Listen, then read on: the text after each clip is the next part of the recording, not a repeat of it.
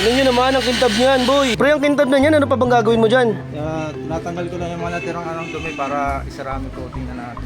Yak nakikintab at protektado ang motor mo sa gasgas sa buffing at ceramic coating ng tropa ko. Dati siyang nagtatrabaho sa car detailing company. Pagkatapos ng gawa niya, ay pwede ka nang malalamin. Paano ang proseso niya? Tara, alamin natin. Today's ngayong araw mga tol, ay samahan niyo ako. Panoorin natin ang tropa natin. Magbabapping at magsiceramic coating. Dati nga pala siya nagtatrabaho mga tol sa isang detailing services ng mga kotse. Ito nga pala yung nakasala ngayon, isang Muse Sporty na black. Bali siya na talagang gumagawa dito. Last year siya din yung nag-coating yan. Kung maaalala nyo rin may reels din ako sa kanya. Siya rin pala yung nag-buffing na motor nating si Johet. Bali mga tol, late na tayong dumating. Buffing na itong ginagawa niya. Dapat itong pula mo na yung gamit niya na pantanggal ng stain. May chemical nga pala siyang ginagamit yan mga tol. Pero wag na natin ipakita dahil hindi naman daw sponsor. Tingnan nyo naman ang kintab niyan, boy.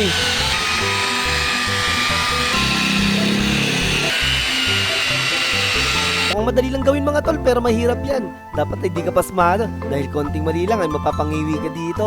Sa pag-remove ng stain at pag-buffing ay dahan-dahan lang dahil masailan ng fairings. Tamang timpla lang daw sa pagpahid mga tol.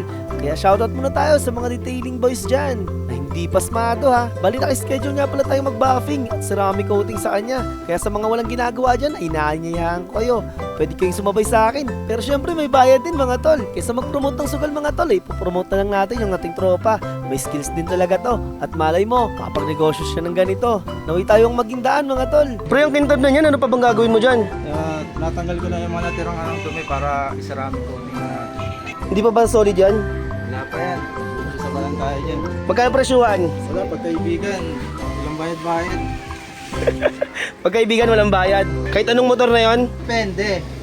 Kung mga ganito, 800 talagang 800 kung gusto nyong magpa-buffing tapos kasama yung ceramic coating, 800 lang. Pero yung kaibigan, bakit ka ba marunong ng ganyan? trabaho ko sa detailing company. Hindi na lang din ako nagtuturo.